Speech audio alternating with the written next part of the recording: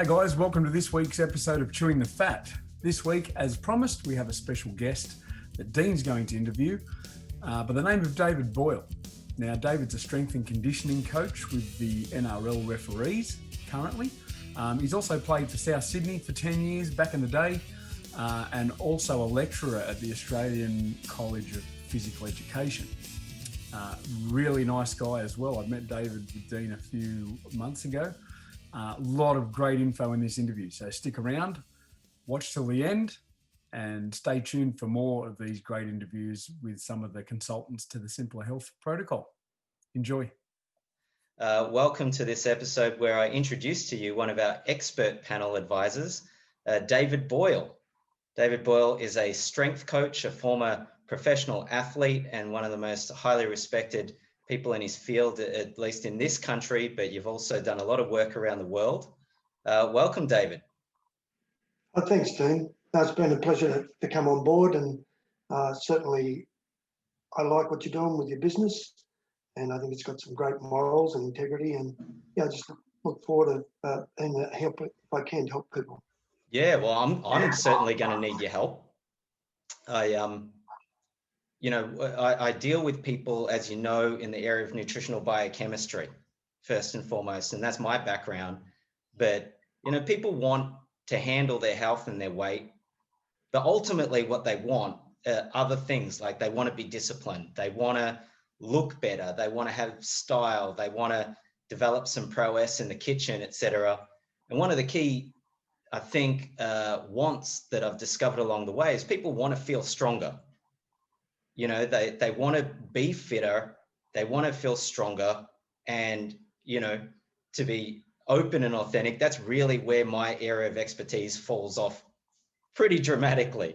So, for everyone else, the benefit of everyone else, I've pulled together a team of movement experts, physiotherapists, chiropractor, and, yourself, David, you play a lead role in the team in that regard. So, I really honor and respect and admire you, and really am incredibly grateful for, you saying yes to being part of that team. Thanks, Dean. Just a little bit more context around being a strength and conditioning coach. I've worked in high performance sport now for about 30 years as a high performance coach and strength conditioning coach, mainly in contact sports, rugby league, also in basketball, and I've got a couple of other surfers and track and field athletes. So the good thing that you said about nutrition, and 80% of weight loss is nutrition, and that's the biggest challenge we have. People think if they train more, they can eat what they like. But, with your background, you educate them and say that they can't. Everything we do in strength and conditioning is measurable, whether we want to know what their MAS is or what their anaerobic thresholds are or their maximal 1RMs, and we determine what they want to do, and we look at the physiological characteristics of the sport they want to play or what they want to do, and then we go back to them and individualised program for them. What did you say before? You said MAS. What's that? So we've got energy systems. So you've got your aerobic energy system. There's some good stuff there that people are very time poor. So what we calculate is a maximal aerobic speed, and you can do a distance or time frame anywhere between 5 and 7 minutes. So if I use a simple example, if we run 12 laps of a football field, and we do that in 5 minutes, which is 300 seconds, and we divide the 1,200 meters by the 300 seconds, so they've got an aerobic or MAS speed of 4 meters per second. So then we come up with a grid, and you might have 15 seconds and 15 seconds and 15 seconds and 15 seconds. So you'll come up with 15 seconds times 4 meters per second is 100% MAS is 100 meters, is 60 meters. So you get them to run a grid at 60 meters and about 70% of it, then 60 meters, then 70% of it, and you can time it takes you a minute to do it at 100 meters at 1 minute per lap. And then if you've only got 15 minutes, then we can work on that. And once you get there any quicker than 15 seconds, say 13 seconds, we know we can bump it up by 10%. So you're working at 110% of your MAS. And we just keep calculating that on the feedback of what they're doing. Man. And we do that for the anaerobic thresholds for 30 seconds. But similar for the strength, we can calculate their reps. If they want to do a strength program, then we might give them 5 reps at 85%. They do reps, they get a new 1 RM.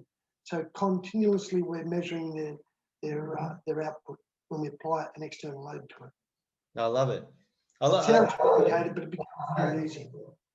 I mean, everything's complicated. I love that I bring a certain degree of science to, you know, when people come to me, they're overweight.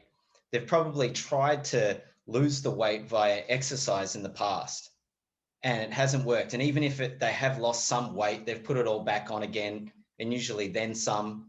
Oftentimes they come to me with ailments, injuries that they've caused, trying to smash themselves in the gym, etc. So I love the scientific approach that you bring. I mean, I know beyond, you know, you're a master strength coach. Are you still working at the New South Wales Institute of Sport? You still train there? No, I had to give up a bit of work there. So yeah, I lecture at ACPE, and I've got a full-time job with NRL officiators, the referees. So it's fairly time-consuming. Yeah. Yeah. And doing a master's by research. Yeah. Yeah. Well, I mean, those roles obviously require, you know, a high level of expertise. And as you're speaking, I'm hearing just how much you fine-tune these athletic bodies to get the job done. And I think, you know, once I correct someone's metabolic dysfunction, they lose the weight, they want to participate more in life. You know, they want to move more, they want to exercise. And that's where exercise really does become more critical. But I just don't want to let people loose and then go cause more injuries. You know, so in your role working with professional athletes, you also have to deal with a lot of injury rehabilitation, right? And these athletes are worth a lot, and it's like their careers on the line. Talk to me about some of the kind of things that you do in that world, and in terms of getting people strong after an injury. So straight away, we measure evidence-based best practice with practical situations. So if I look at referees, they run about 10 kilometres a game, but they run backwards. So the physiological characteristics is that's not normal. So running backwards puts a lot of pressure on their calves. So we've got to do a lot of strengthening exercise and connective tissue strengthening, their ligaments and tendons to handle the load that they've got to go through. So we really look at evidence-based and then come back with practical solutions. So one of our clients that you put me onto wanted to train hard, but he trains hard every time he goes into the gym, and he backs it up and trains hard aerobically, and he trains hard anaerobically. He just smashes himself all the time.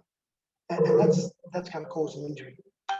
So what we look at there, we periodise it, and we look at that external load that we put onto him, and then we get an internal response. Based on that internal response, we know when to load up or load down.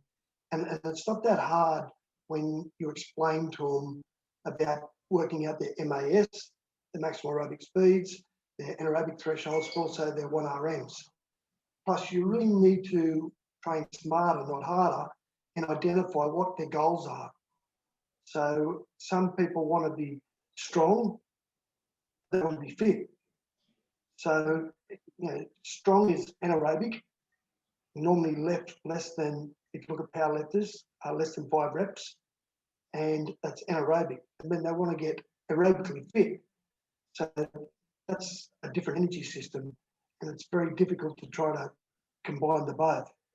So we've got to really determine what they want out of their program and then get a happy medium between those two things. But we also look at strength. So we look at their strength profile, and then we need a power profile. So a lot of people want to run fast, or they need to be agile. So you've got to look at their power development, but also their strength development, and look at where they are and get a base figure for it, and then work around those different areas. So I guess you need a lot of science behind it, but we need to make it as simple as possible for the client with their goals. Yeah. I guess also with professional athletes, the functional context is very specific, and it's well defined, like within the game itself, whether it be rugby, basketball, or, on the same field, but in a different kind of playing context. That would be the referees, different movements, etc. But what about people in their life? Have you had clients where, they want one thing, they want to be stronger, they want to look a particular way, but what they want really isn't a match or isn't aligned with what they actually do and how they live their life? Do you ever come across that kind of mismatch? Yeah. So they need to space it out and schedule it around their work. So if they can't fit the program in, and then when I talked about MAS training, we can condense that time down. Everybody's time poor. You've got to train a bit harder, but it's a bit shorter. And then you've got to look at contractions. So we've got 3 types of contractions. We've got eccentric contractions, we've got concentric contractions, and isometric contractions. What happens when we train, the eccentric contractions causes a delayed onset of muscle soreness. So people get sore between 24 and 48 hours later.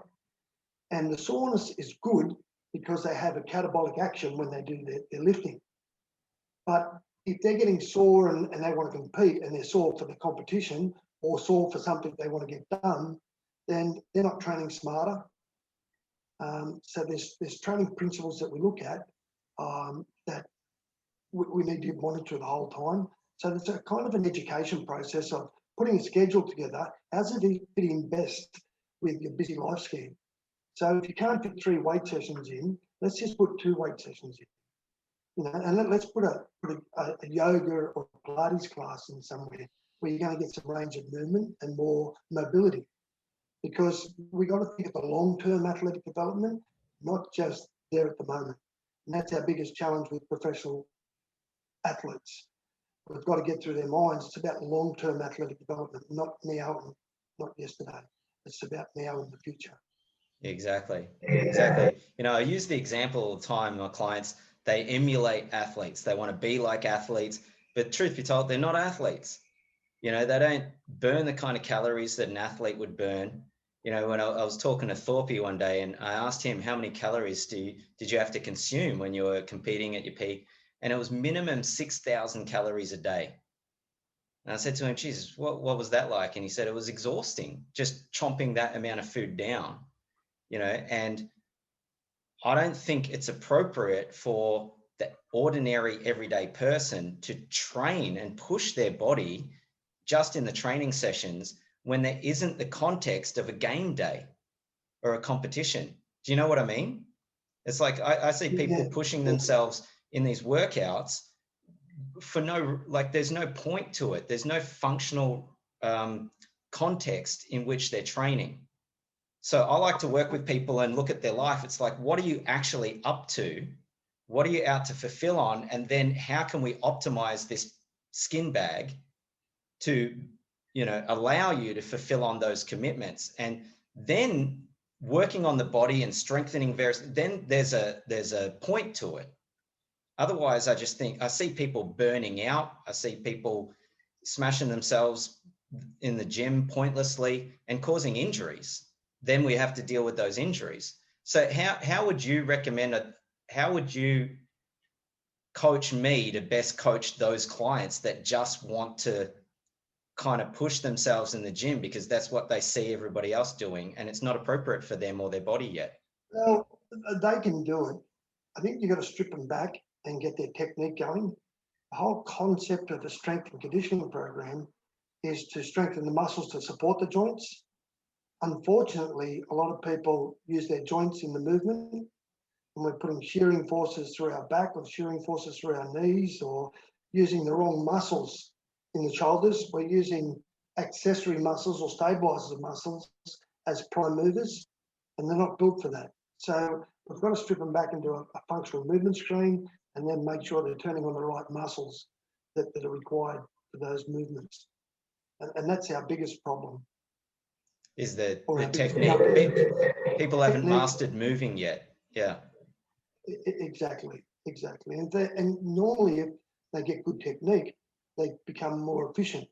If you're talking about running, then they get faster. So, and that's the whole concept of it all. and they just need to. And I think that's the communication and being able to have answers for them, so that and where it links with evidence-based practice. Well, that's just really clarified something for me. I mean, I really got, if we focus on the technique of how the body ought to move, that exposes where people's bodies just aren't moving efficiently. Then we can refine that. I like that. You know, I've been doing martial arts with Glenn Coxon, who, you know, it was awesome to introduce you guys, you know, these masters in that world. Anyway, mastering these basic techniques, when you get really familiar with the basic patterns and you know how to move, it's amazing the difference it makes. We were sparring. Here's this 62-year-old man, and we're sparring just for a few minutes. I was out of breath. He wasn't at all. He was telling me that martial arts is quite lazy. Like you learn, you master how to move your body in the most efficient way possible. So you keep your energy, you're never out of breath, you know? And I was surprised. I'm 43. I thought I was like, I'd do okay. But compared to him, I was like sweating, puffing. He looked like he'd just, you know, fresh woken up out of bed and all refreshed, you know. So I think that would make an enormous difference for people if they just learned how to move efficiently. Well, you've got training principles, as I spoke about earlier, and you've got specificity, individualisation, progressive overload, reversibility, and these are all training principles that relate to the individual. So you need to be specific to what movement they are, but it's got to be individualised. But you've got to do a screening as well. What's a past injury? So we look at, say, a tennis player or a soccer player. So soccer players get taught to kick. They kick with the right foot. They kick with the right foot, and they kick with the right foot. So the left leg is the pivot area. So they're becoming right foot dominant, but all the load goes on the left leg. So that comes up in some of the screenings. And then the sort of things we see for a tennis player or a bowler, fast bowler. So they're putting a lot of force through their joints that's going across the body. So if they're right-handed, it'll go from the right hand down to the left foot, taking all that load. So you've really got to look at their history and sit down and understand where they're coming from and where they want to head, so that we put a map together, but we've also got to look at their body the way it is now. And that's where we've got to look at that functional movement screen to see if there's any areas that need adjusting or improving in their technique. Yeah, that's important.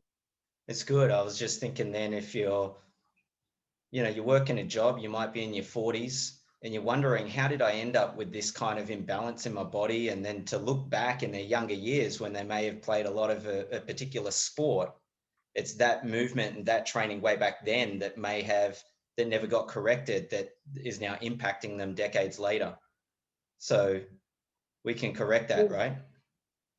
Yeah, I was reading a couple of papers last week about resistance training for cancer patients, but also for master athletes.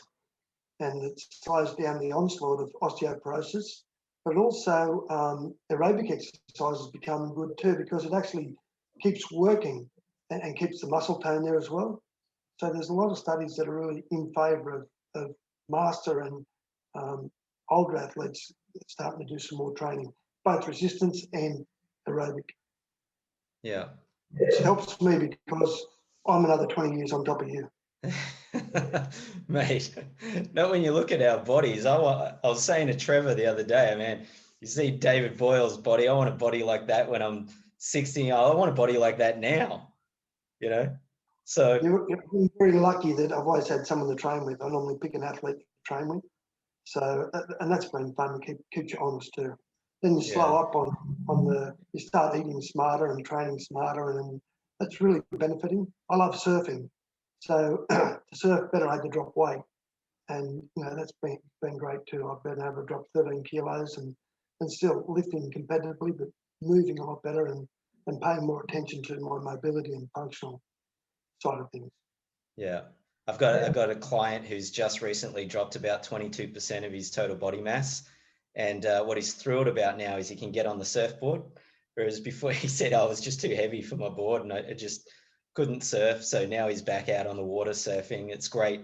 you know, when people make those fundamental changes in their body and their health, et cetera, and allows them to participate back in life. And now we can start increasing his energy expenditure and activity levels, and then deal with whatever shows up in that regard. So I'm going to have to introduce you to him, and we'll do some of this analysis on his body. And he's taken a beating. He's had some pretty significant injuries in the past. So it'll be good to kind of get your assessment of what kind of training he's going to need to strengthen those parts of his body.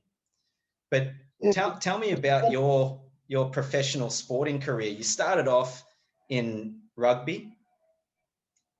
Yeah, rugby league's been my dominant sport. I didn't grow when I was young, so I was surfing a lot, and I started competitive surfing. And then one year I grew 6 inches, and then I thought I still want to play footy. So I give surfing away and started playing footy, and ended up playing for South Sydney for 10 years. And then since then, I've been working with over 7 NRL clubs, as well as referees, and I looked after a national basketball team, the Illawarra Hawks, for 18 years. And I went to rugby for 4 years, Australian Rugby Union, and then I'm now with the dark side, the officiators or the referees that I've ignored for 40 years.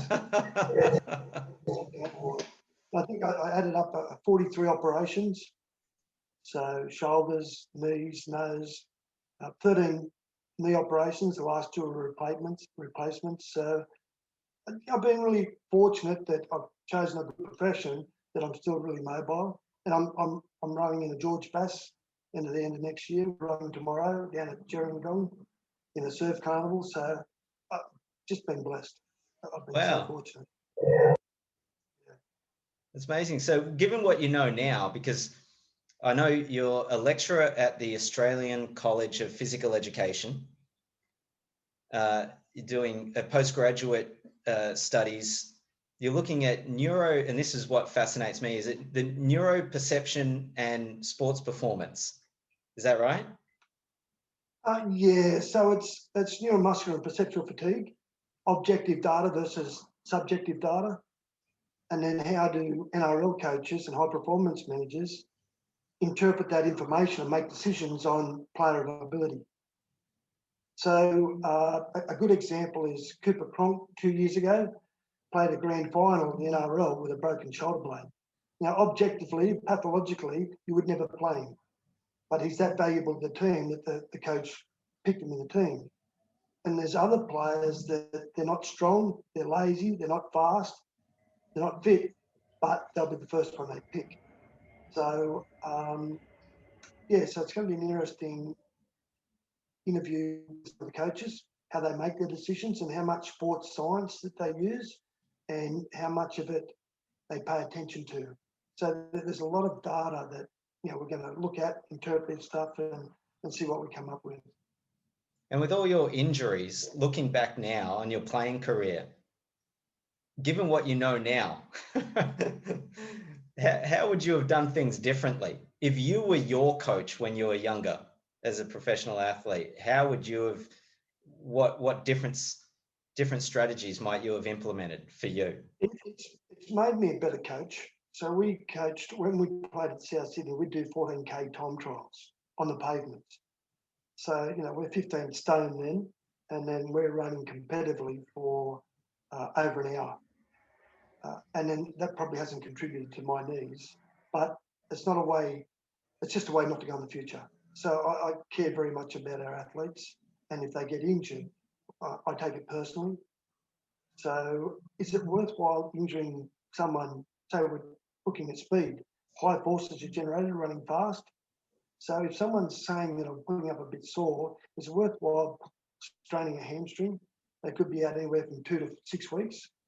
And there's 75% chance of reoccurrence if they've strained a muscle.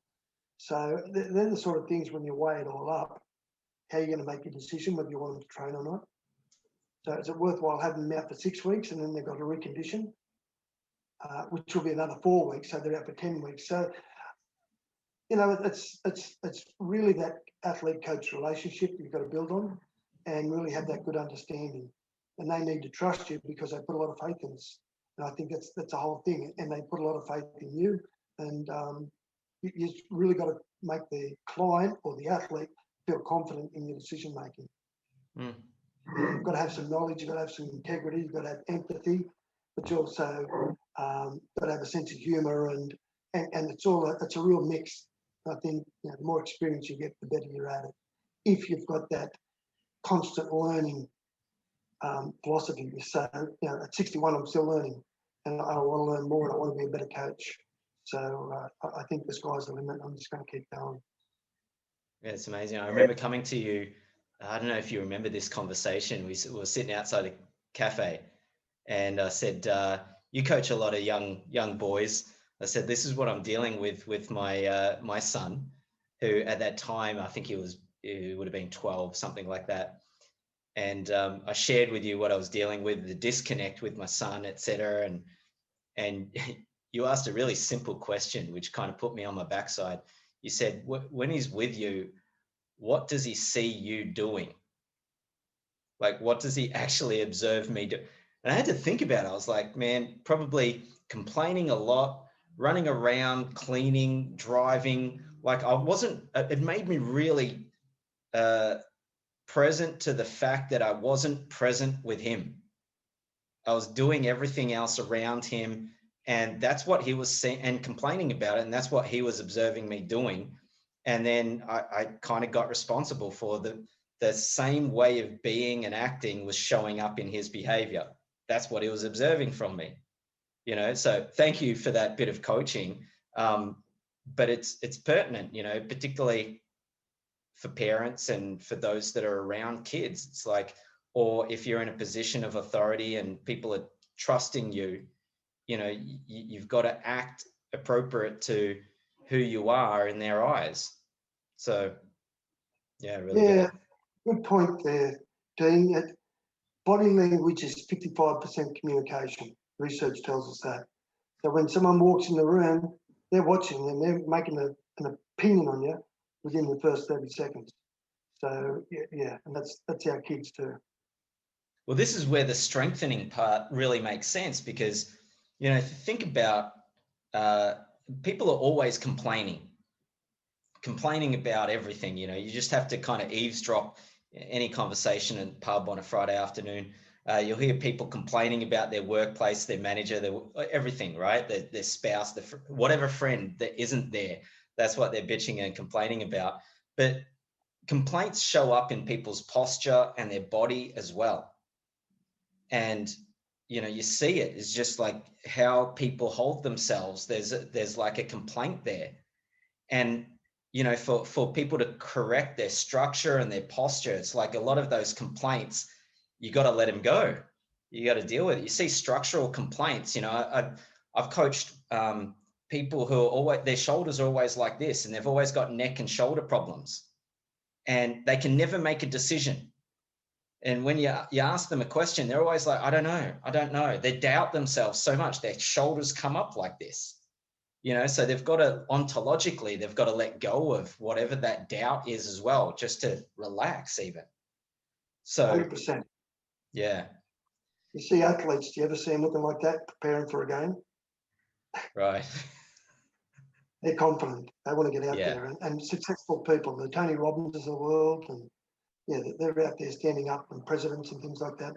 It's all body language and really positivity. Yeah. Now, you talked about injury before. I'll get you on a Zoom chat like this as well. I think it'd be really powerful to have you meet directly with Kristen Willis. Kristen Willis is a neurobiologist, and she's the consulting neuroscientist to Simplr Health. Now, she's done a lot of work in the United States. She's based in Los Angeles. She's done this work with the NFL players over there. So it's not just contact sports. It's these collision sports, of which rugby is as well. So she's analyzed the brains of a number of NFL players. It's not a pretty picture, right? And when you do these SPECT scans of these athletes, it's no wonder that they develop dementia at an earlier age. It's no wonder that they have issues around regulating their anger there's certain parts of the brain have been damaged that regulate certain moods and emotions and so forth. And she's been to a limited degree being able to reverse some of the sort of problems in these athletes just with nutrient support. Interestingly, also, I saw some data where she looked at the brains of amateur boxers, and these boxers, when you look at their brains in comparison to the NFL players' brains, they make the NFL players' brains look almost normal. And you get a lot of these subconcussive knocks that cause sort of this damage. What kind of work or what kind of structures have been implemented here in Australia to look after the health of our athletic brains when they play rugby? And because, like I said, it's a collision sport as well, right? I listened to a podcast that was held by a workshop by ACPE 2 weeks ago, and they talked about CTEs and different levels. So Steve Folkes was a second rower, played for Australia, the Bulldogs and State of Origin, and they found out his children donated his brain to be tested, and he was found out to be a level 3 CTE victim. He died of a heart attack, so they don't think it was related, but there is a high instance of people suffering, starting with dementia. Mario Fenech struggling with it. They have changed the rules for junior soccer players, so they're not allowed to head the ball under 10. So I think it's slowly coming into it. I think there's a concern about if they go too fast from the governing bodies, they're going to admit to some sort of context of concussion rules. So they're very careful on how they're walking it and how they're introducing the modifications to it. But I'm sure that there's a lot of research going into it. There's a lot of different bodies doing the research, but yeah, so they're looking at monitoring it now, and there is some studies that are taking place, but it's only in its infancy and probably needs a lot of work to be done there. Yeah. In actual fact, I'm curious because they're starting to promote more women in contact sports, like women in rugby and women in rugby league, you know, and at least with the males, their injury rates, they're growing up playing the sport. So women are now professional in AFL, in rugby and rugby league, but they're seeing a lot of injuries, not so much in the head, but the other bodies, because they're fairly new to the movement patterns. Yeah, it's a big field, and I think that's something we've really got to address more in the future. Yeah. Concussion levels, yeah. I joke with, you know, sometimes I might, you know, women that complain about men, we're all immature, right? And because we take the knocks to the frontal lobe of the head when we're younger, you know, and sometimes that impairs the development of our brains. So it's no wonder that sometimes, you know, guys act the way that we do. You know, we cop these knocks. And I remember Kristen was talking about parents who have asked her in the past, should we let our child play gridiron? And she can't say no, right? Obviously, as someone who studies the brains and she's seen the impact, you can't say no, particularly in that culture, right? But what she does say to them is it depends on what kind of career you want for your child, which is a pretty hard-hitting kind of thing. What would you say to that? Do you have a similar kind of view, or it's like we just have to be more responsible for how we train and develop our younger athletes? To be quite honest, my kids are grown up, so they're in their 30s now. But yeah, I'm concerned about kids playing football. I'm concerned about the 17 and 18-year-olds that are playing football, like rugby league, because they're not getting anything out of it. At least if you're playing NRL, then you're getting somewhere. But yeah, we just don't cater for well enough. So I'd be worried as a parent because, you know, they put headgear on, but it's not the headgears that hit, it's the brain bashing against the head, you know, floating inside that fluid that's causing all the trouble. So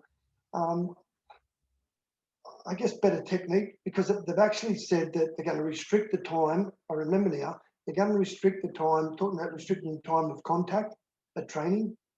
So they can only do it for so long, so many minutes a week. And then I wonder whether, are they losing their technique? Is their timing going to get worse because they're not practicing it? So, and that's evolution, maybe. Yeah, there's always pros and cons for everything, but maybe they might need to modify it, how they do it better. Yeah, but some of the other sports that they're doing now, you know, they've got the